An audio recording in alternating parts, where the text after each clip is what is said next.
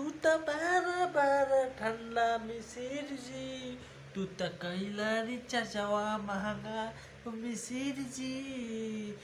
2025 में हमारी कैला 11 रुपया के रिचार्जवा, रुपया में 1.5 GB एक दिन ला। हम गरीब होके आवाज उठावतानी, एक ना एक दिन तू हो हमरा के मार देबा, लेकिन करदर लइके।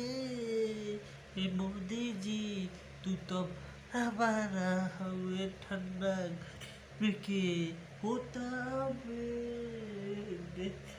गरीब के भिख मांग के खाता एक मिसिर जी।